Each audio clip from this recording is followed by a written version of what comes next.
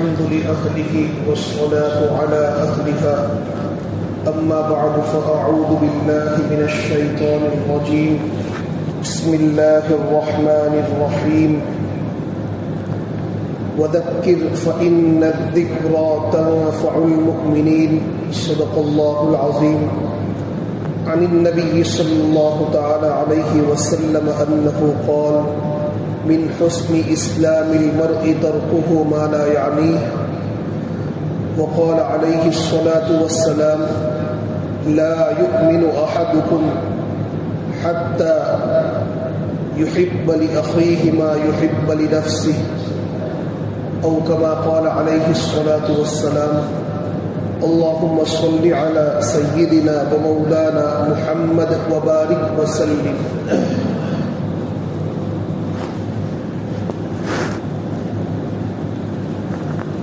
گزشتہ ہفتے ایک بات ذکر کی تھی کہ مشہور محدث امام ابو داؤد سجستانی رحمۃ اللہ تعالی علیہ جن کو 5 لاکھ حدیثیں یاد تھی اور ان 5 لاکھ حدیثوں میں سے انہوں نے ایک کتاب کے اندر 4800 حدیثوں کو ذکر فرمایا اور پھر انہوں نے ارشاد فرمایا کہ ان 4800 حدیثوں کا خلاصہ یہ صرف 4 حدیثیں ہیں. 4 حدیثیں جو ہیں یہ 4800 حدیثوں کا خلاصہ ہے اور ان میں سے پہلی حدیث جو ہے میں نے آپ کے سامنے گزشتہ ہفتے پوری وضاحت کے ساتھ ذکر کی تھی انما الاعمال بالنیات کہ اعمال کا دار و مدار یہ نیتوں پر ہے.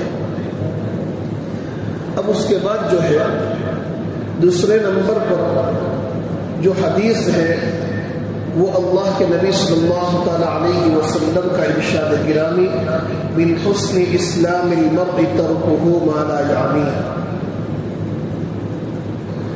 کہ اسلام کی خوبی یہ ہے کہ انسان جو ہے یہ لایعنی باتوں کو چھوڑ دے گا جن باتوں سے نہ دینی فائدہ وابستہ ہو نہ دنیاوی فائدہ وابستہ ہو جن باتوں کو ہم صرف بکواس کہتے ہیں جن کی کوئی حقیقت نہیں وقت کا ضائع کرنا ہے ان ساری چیزوں کو جو ہے ہم چھوڑ دے یہ ایک مومن بندے کے لیے ایک انسان کے لیے اس کی زندگی کی بہترین خوبی ہے اور اسلام کی عظیم خوبیوں میں سے ہے. ہم میں سے ہر انسان غور کرے کہ آج کتنا وقت میرا ضائع ہو رہا ہے. اللہ تبارک و تعالیٰ نے انسان کو جتنی نعمتیں دی ہیں ان تمام نعمتوں میں ایک عظیم نعمت اللہ تبارک و تعالیٰ کی جانب سے انسان کے اوپر وقت کی نعمت ہے اور یہ وقت اللہ تبارک و تعالیٰ نے جو دیا ہے کل میدان قیامت میں اللہ تعالیٰ اس وقت کے متعلق جو ہے سوال کرے گا کہ میں نے زندگی کا قیمتی وقت جو تم کو دیا تھا تو تم نے میری عبادت کے کاموں میں میری رضامندی کے کاموں میں صرف کیا یا میری نافرمانی کے کاموں میں صرف کیا. اللہ تعالیٰ وقت کے متعلق سوال کرے گا. جوانی کی جو طاقت اور قوت دی ہے اس کے متعلق بھی سوال ہوگا. اللہ نے جو نعمتیں دی ہیں ان نعمتوں کے متعلق سوال ہوگا. آج ہم اپنی زندگی کے قیمتی لمحات کو قیمتی اوقات کو جو ہے اللہ کی نافرمانیوں میں ضائع کر دیتے ہیں. تو جن جگہوں پر ہم اللہ کی نافرمانی کرتے ہیں جن جگہوں پر ہم گناہ کرتے ہیں وہ جگہ اور وہ زمین بھی کل میدان قیامت میں ہمارے گناہ اور ہماری نافرمانی اور ہمارے جو ہے اللہ کے ساتھ جو ہم جو تعلق توڑ رہے ہیں اس کے متعلق جو ہے کل میدان قیامت میں گواہی دے گی. قرآن میں اللہ تبارک و تعالیٰ ارشاد فرماتے ہیں یومئذ تحدث اخبارها کہ کل میدان قیامت میں زمین یہ اپنی ساری خبروں کو بیان کر دے گی ساری چیز کو جو ہے پیش کر دے گی. تو ہم جو بھی عمل کرتے ہیں چاہے چھوٹا عمل ہو چاہے بڑا عمل ہو یہ اللہ کے رجسٹر میں ریکارڈ ہو رہا ہے. یہ زمین بھی اس کو محفوظ کر رہی ہے اور کل جب قیامت قائم ہوگی تو قرآن شریف میں اللہ تعالیٰ فرماتے ہیں کہ الیوم نختم علی افواہہم وتکلمنا ایدیہم وتشہد ارجلہم بما کانوا یکسبون. جب قیامت کا میدان قائم ہوگا تو اس موقع پر ہمارے بدن کا ایک ایک عضو کہ جس کو سیراب کرنے کے لیے ہم نے بڑی کوششیں کی لیکن اس کے ذریعے سے ہم نے اللہ کی نافرمانی کی تھی، تو یہی بدن کے اعضاء کل میدان قیامت میں ہمارے خلاف گواہ بن کر کھڑے ہوں گے. ہمارے پاؤں ہمارے خلاف گواہی دیں گے، ہماری آنکھیں ہمارے خلاف گواہی دیں گی، ہمارے ہاتھ ہمارے خلاف گواہی دیں گے، ہمارا وجود ہماری ذات کے خلاف گواہی دے گا کہ یہی وہ شخص ہے، یہی وہ نفس ہے کہ جس نے جو ہے اللہ تبارک و تعالیٰ کی نافرمانیاں کی. اللہ تعالیٰ قرآن میں فرماتے ہیں کہ الیوم نختم علی افواہہم، ہم لوگوں کی زبانوں پر تالے لگا دیں گے. زبان سے انسان کچھ نہیں بول پائے گا، ان کے منہوں پر اللہ تبارک و تعالیٰ جو ہے تالے لگا دیں گے. الیوم نختم علی افواہہم وتکلمنا ایدیہم وتشہد ارجلہم بما کانوا یکسبون. اسی لیے انسان کو نافرمانی کرنے سے پہلے اللہ تبارک و تعالیٰ کی رضامندی کے خلاف کوئی کام کرنے سے پہلے 1000 مرتبہ سوچ لینا چاہیے کہ میں یہ جو گناہ کا کام کر رہا ہوں تو یہ گناہ کا کام اللہ کے رجسٹر میں جو ریکارڈ ہو رہا ہے، اللہ کے یہاں محفوظ ہو رہا ہے، اللہ نے اس کے لیے کتنے انتظامات کر رکھے ہیں. ہمارے بدن کے اعضاء، وہ زمین، وہ وقت، ہر چیز ہمارے خلاف گواہی دے گی. اور پھر انسان بہت سے گناہ کے متعلق تو سمجھتا ہے کہ یہ چیز حقیقت میں گناہ ہے، یہ چیز حقیقت میں ناجائز ہے، لیکن اس کے باوجود اس گناہ کو انجام دیتا ہے. گویا اس کا مطلب یہ ہوا کہ اس گناہ کے کام کو، اس نافرمانی کے کام کو جس کو اللہ نے حرام کر رکھا تھا، جس کے انجام دینے کی بنیاد پر اللہ کی لعنت اترتی ہے، اللہ کا غضب اترتا ہے، تو اس کام کو انسان نے حقیر سمجھ لیا اور وہ اللہ کی ذات کو بھول گیا. تو جس گناہ کے متعلق ہمیں معلوم ہو کہ یہ گناہ ہے، نافرمانی کا کام ہے، اس سے اللہ ناراض ہوتا ہے، اللہ کا غضب اور اللہ کی لعنت اترتی ہے، پھر بھی اس کو انجام دینا گویا اس گناہ کو حقیر سمجھنا، یہ ایک جرم ہے، بہت بڑا جرم ہے. پھر دوسرا جرم یہ ہے کہ اس گناہ کو دوسروں کے سامنے اس کا اظہار کرنا، اپنے اسٹیٹس پر لگانا، لوگوں کو دکھانا، یہ اور بڑا جرم ہے. گناہوں کا اظہار کرنا، معصیت اور اللہ کی نافرمانی کا اظہار کرنا، یہ بہت بڑا جرم ہے. بہت سی مرتبہ ایسا ہوتا ہے کہ گناہ کرنے کے بعد آدمی کو توبہ کی توفیق نہیں ملتی. اسی لیے انسان کو بہت ڈرنے کی ضرورت ہے، بہت سوچنے کی ضرورت ہے کہ کہیں ایسا نہ ہو کہ میں جو گناہ کر رہا ہوں یہ میری زندگی کے کچھ آخری لمحات ہو، آخری پل ہو، اور اس کے بعد مجھے توبہ کی توفیق نصیب نہیں ہوئی تو میرا کیا معاملہ ہوگا. بہت انسان کو ڈرنے کی ضرورت ہے. اسی لیے قرآن کریم کے اندر اللہ تعالیٰ فرماتے ہیں وَأَمَّا مَنْ خَافَ مَقَامَ رَبِّهِ وَنَهَى النَّفْسَ عَنِ الْهَوَىٰ، کہ جو انسان اپنے رب کے سامنے کھڑا ہونے سے ڈرا کہ اللہ کے سامنے مجھے اپنا حساب دینا ہے، جواب دینا ہے، اور اسی کی بنیاد پر اپنے آپ کو جو ہے خواہشات نفسانی سے بچایا، شیطان اور نفس کے تقاضوں پر عمل کرنے سے بچا لیا. جی یہ کہہ رہا ہے کہ آنکھوں کا گناہ کر لو، کان کا گناہ کر لو، کوئی دیکھنے والا نہیں ہے، لیکن اللہ کے خوف کی بنیاد پر اپنی خواہشات پر عمل نہیں کرتا، اس پر کنٹرول کر لیتا ہے. اللہ تعالیٰ کا فرمان ایسے لوگوں کے متعلق ہے کہ فَإِنَّ الْجَنَّةَ هِيَ الْمَأْوَىٰ، ان کا ٹھکانہ ہی جنت ہے، ان کا ٹھکانہ جنت ہے. ایسے لوگوں کو اللہ تبارک و تعالیٰ جنت عطا کرے گا، جنت کی نعمتیں عطا کرے گا، اپنی خوشنودی اور اپنی رضامندی عطا کرے گا. کتنی آسان بات ہے، بہت آسان بات ہے. اور دیکھو ایک بات یاد رکھ لو کہ انسان جب گناہ کرتا ہے تو وقتی طور پر اس کو لذت محسوس ہوتی ہے، وقتی طور پر اس کو لذت محسوس ہوتی ہے. آنکھوں کا گناہ، کانوں کا گناہ، کہ ابھی یہ سن لو گناہ کی چیز، میوزک سن لو، آنکھوں سے بدنگاہی کر لو، ناجائز چیزوں کو رات کی اندھیریوں میں دیکھ لو، کوئی دیکھنے والا نہیں ہے. وقتی طور پر لذت مل گئی. کتنی دیر لذت ملی؟ 5 منٹ، 10 منٹ، 15 منٹ. ایک 5-10 منٹ کی لذت کے خاطر گناہ ہمیشہ کے لیے ہمارے نامہ اعمال میں آ گیا. گناہ ہمیشہ کے لیے اپنے نامہ اعمال میں آ گیا. لیکن اس موقع پر جب گناہ کا خیال انسان کے دل میں آوے، انسان صرف یہ سوچے کہ اس وقت گناہ کا خیال آ رہا ہے، میں ابھی جو گناہ کروں گا تو میرا اللہ تو مجھے دیکھ رہا ہے. جب میرا چھوٹا بیٹا مجھے دیکھ رہا ہوتا ہے، میں کوئی بری حرکت نہیں کرتا، دنیا کا کوئی انسان مجھے دیکھ رہا ہوتا ہے، میں کوئی بری حرکت نہیں کرتا، تو کیا وہ اللہ میری نگاہ میں اتنا حقیر ہو گیا کہ وہ اللہ مجھے دیکھ رہا ہے؟ ان ربک لبالمرصاد، پھر بھی میں گناہ کر رہا ہوں، میرا اللہ مجھ کو دیکھ رہا ہے.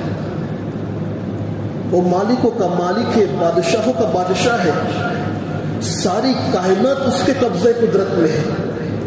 وہ گناہ کی بنیاد پر مجھے کوئی بھی سزا دے سکتا ہے، اس کو کوئی روکنے والا نہیں.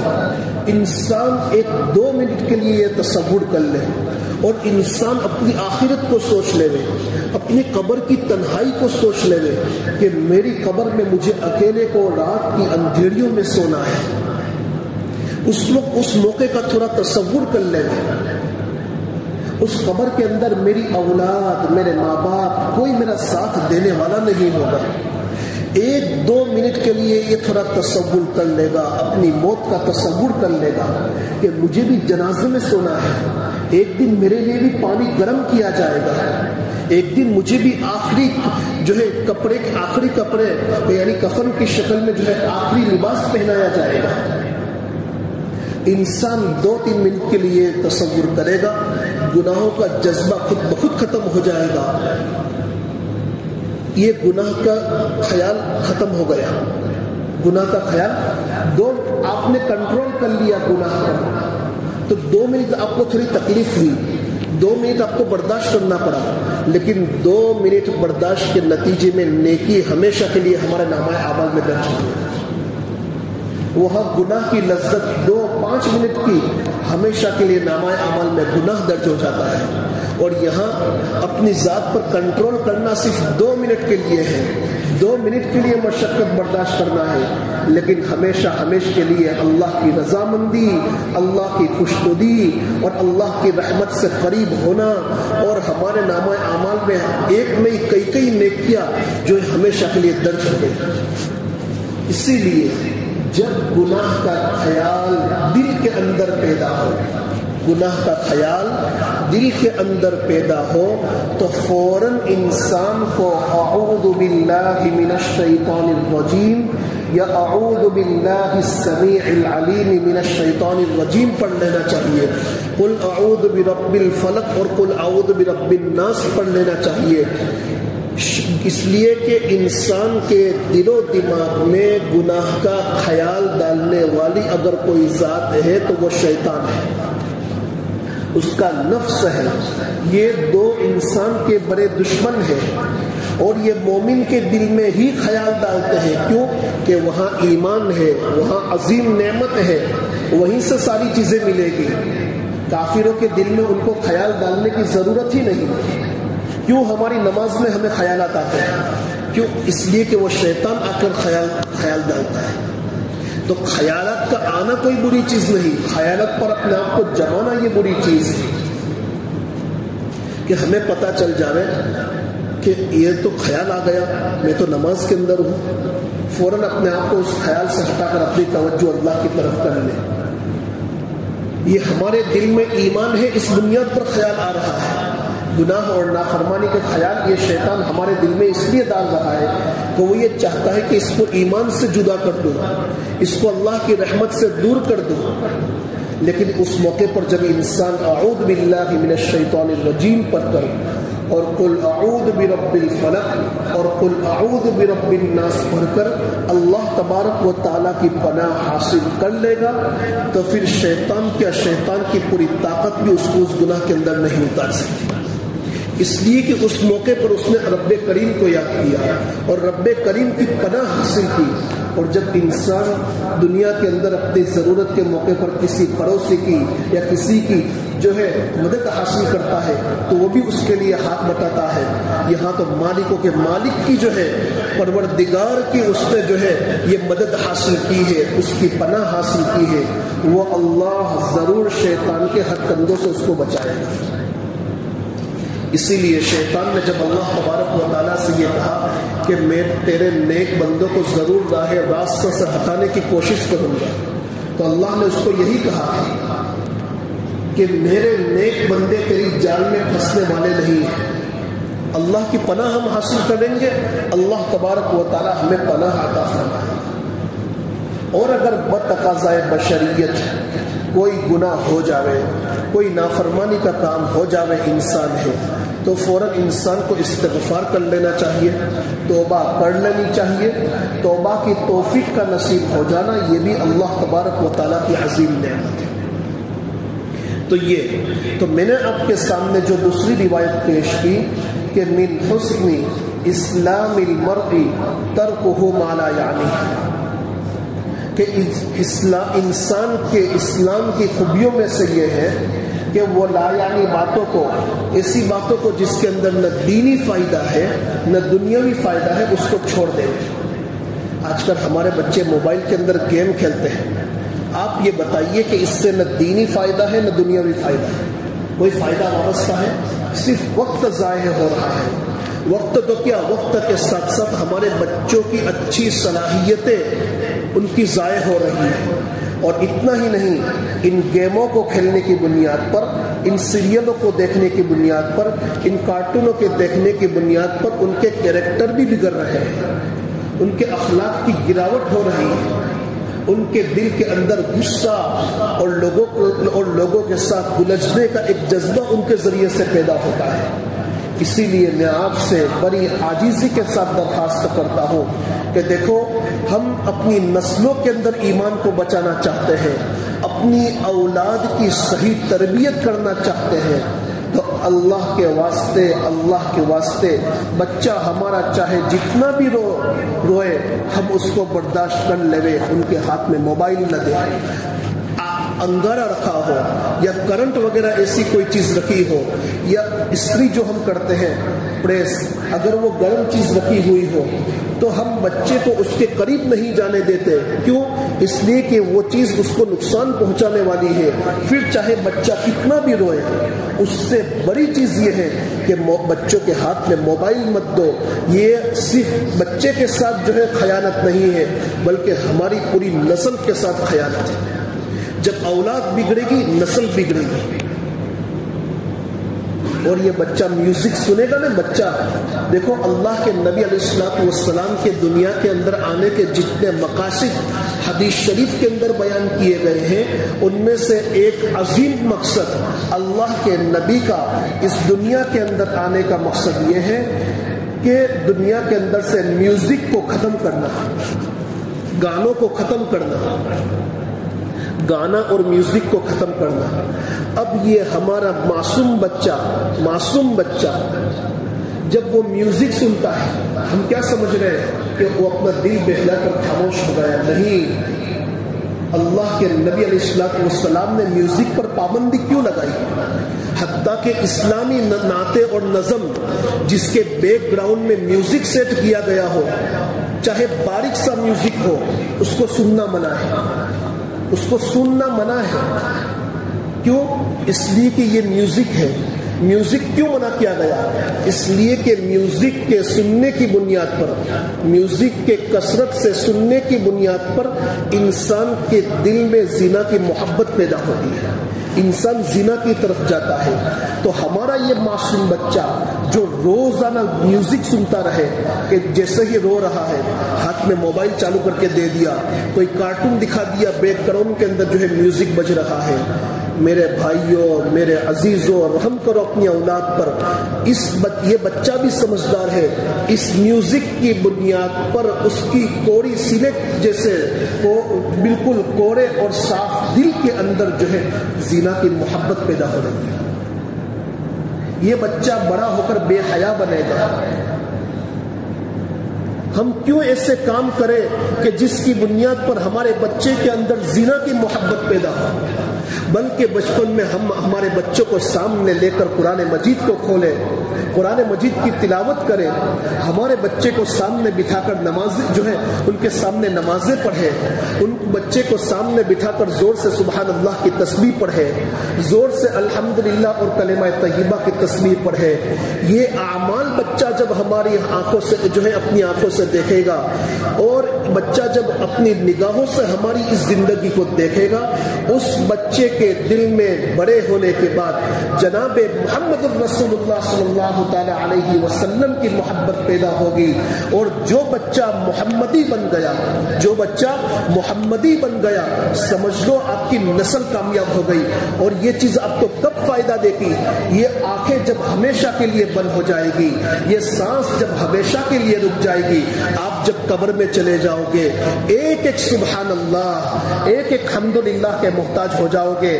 آپ کی نسل کا بچہ, آپ کا پوتا, آپ کا پر پوتا, آپ کی صحیح تربیت کی بنیاد پر کبھی تسبیح پڑھے گا, کبھی سبحان اللہ پڑھے گا, کبھی نماز پڑھے گا, کبھی اللہ اکبر کہے گا. اس کی ٹھنڈی ٹھنڈی میٹھی میٹھی ہوائیں آپ کو قبر کے اندر محسوس ہوگی. لیکن اگر آپ نے بچے کو میوزک سنوایا اور اس بچے نے بڑے ہو کر گناہ کا کام کیا, نافرمانی کے بازار گرم کیے, تو سمجھ لو آپ قبر میں ہوں گے. لیکن یاد رکھنا, آپ کی گندی تربیت کی بنیاد پر, آپ کی خراب تربیت کی بنیاد پر اس کے گناہ اور نافرمانی کا وبال جو ہے آپ کو قبر کے اندر بھگتنا پڑے گا. یہ صاف اور طے شدہ بات ہے. اسی لیے میں بہت عاجزی کے ساتھ, میں اپنے درد دل کا اظہار کیسے آپ کے سامنے کروں, میں بہت عاجزی کے ساتھ کہتا ہوں کہ گھر میں عورتوں سے بھی کہیے, اور آپ بھی اس کا احتیاط کیجیے. ہمارے موبائل کے اندر کوئی ایسا ویڈیو نہیں ہونا چاہیے. یاد رکھ لو, اس موبائل کے اندر یاد رکھ لو اس موبائل کے اندر چاہے واٹس ایپ کے ذریعے, فیس بک کے ذریعے, انسٹاگرام کے ذریعے یا کسی کے ذریعے سے بھی ہم نے اس موبائل کے اندر کوئی میوزک والا ویڈیو ڈاؤن لوڈ کیا ہے, یوٹیوب پر آف لائن کر کے رکھا ہے, یا پھر اسی طریقے سے ہم نے گناہ اور نافرمانی کی چیزیں ڈاؤن لوڈ کی ہے, نامحرم عورتوں کی تصویریں ڈاؤن لوڈ کی ہیں, ایسے ویڈیوز, ایسی سیریلوں کو ہم نے ڈاؤن لوڈ کر کے رکھا ہے جس میں نامحرم عورتوں کی تصویریں ہوتی ہیں. جب تک یہ موبائل آپ کے قبضے میں رہے گا, وہاں تک آپ گنہگار ہوں گے, وہاں تک آپ گنہگار ہوں گے. آپ نماز میں اللہ کے سامنے مسجد میں کھڑے ہیں, آپ تسبیح پڑھ رہے ہیں, آپ ذکر کر رہے ہیں, لیکن آپ نے ناجائز چیزوں کو اپنے موبائل میں محفوظ کر کے اس کو پکڑ کے رکھا ہے, تو وہ اس کا گناہ اپنے نامہ عمل میں لکھا جا رہا ہے. اس کو ڈیلیٹ کرنا ہوگا, اس کو موبائل سے ریمو کرنا ہوگا, نکالنا ہوگا. اس کی دشمنی اس کی اور اس کی نفرت کو اپنے دلوں کے اندر بٹھانا ہوگا. ہمیں شرم آنی چاہیے کہ ہماری نابالغ اولاد ہمیں دیکھے کہ میرا باپ موبائل میں کتنی گندی چیزیں رکھتا ہے, کتنی دام کی کیسی چیزیں رکھتا ہے. ایک باپ کو یہ معلوم ہو کہ میری جوان بیٹی اور میرا جوان بیٹا اپنے موبائل میں کیسی چیزیں رکھتا ہے, اور غیرت نہ آوے, ایک مومن بندے کا کام نہیں. یاد رکھ لو میرے بھائیوں, کل میدان قیامت میں اللہ تبارک و تعالی ہمارے نامہ اعمال کو لوگوں کے سامنے کھولے گا.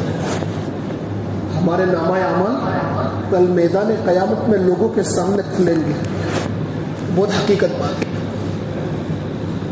جب قیامت کا منظر قائم ہوگا نا, سب کے نامہ اعمال لوگوں کے سامنے ہوں گے کہ دنیا کے اندر کیا دنیا کے اندر کیا ہے.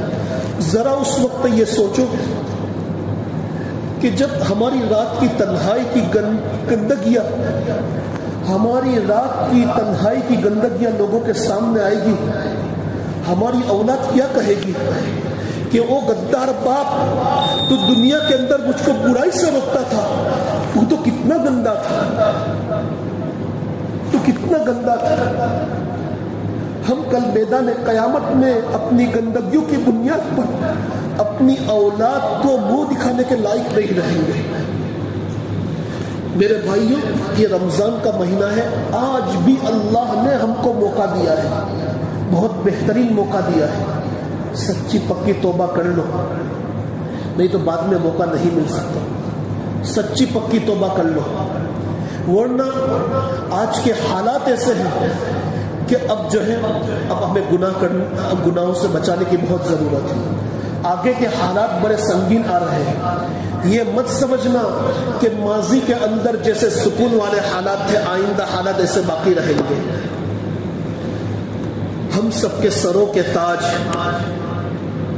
اور اس وقت دنیا کی پوری دنیا کی عظیم المرتبہ شخصیت حضرت مولانا سجاد نعمانی دامت برکاتہم نے ابھی قریباً 1-1.5 سال پہلے ایک مجلس میں ارشاد فرمایا کہ یاد رکھ لو اب آئندہ ویسے حالات نہیں آئیں گے جیسے پچھلے تھے۔ ہم یہ سمجھے کہ پچھلے سکون والے حالات واپس نہیں، آئندہ حالات اس سے بھی سنگین ترین آئیں گے، لیکن ایسے حالات میں اگر ہمیں کوئی چیز ہماری حفاظت کر سکتی ہے تو یہ ہماری شریعت ہے، ہماری شریعت ہے۔ آج بھی اپنے آپ کو قرآن اور حدیث سے، سنتوں سے، شریعت سے جوڑ لو، کامیاب ہو جاؤ گے۔ شریعت سے جوڑ لو، کامیاب ہو جاؤ گے۔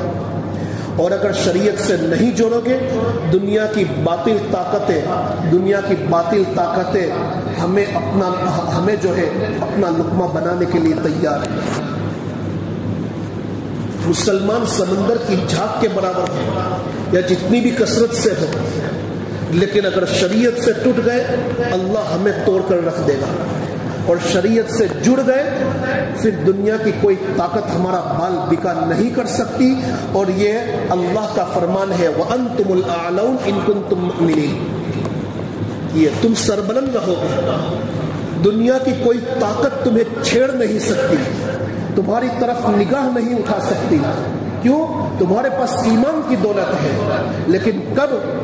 جب وَأَنْتُمُ الْأَعْلَوْنَ إِن كُنتُم مُؤْمِنِينَ، سچے پکے مومن بن کر رہو، ایمان اور ایمان کے تقاضوں پر عمل کرو۔ جب اللہ کی رحمت سے مضبوطی کے ساتھ جڑ گئے، اللہ سے اپنا رشتہ مضبوطی کے ساتھ قائم کر لیا، دنیا کی کوئی طاقت تمہارا بال بکا نہیں کر سکتی۔ اور اگر ہم نے اللہ کے ساتھ رشتے کو کمزور کر دیا، سنتوں کو چھوڑ دیا، تو یاد رکھ لو ایسے حالات اور ایسی آزمائش آئیں گی کہ ناقابل برداشت ہوگی۔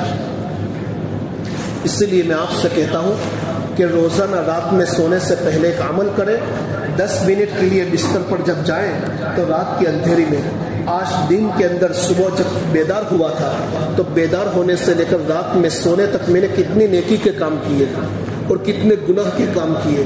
جتنی نیکی کے کام کیے ہیں اس پر اللہ کا شکر ادا کرے اور اللہ سے کہے کہ یا اللہ اگر تیرا کرم اور تیرا احسان نہ ہوتا تو یہ نیکی کے کام نہیں کر سکتا تھا۔ یہ تیرا ہی احسان ہے کہ نیکی کے کام کے لیے تو نے میرے وجود کو استعمال کر لیا، اس پر اللہ کا شکر ادا کرے۔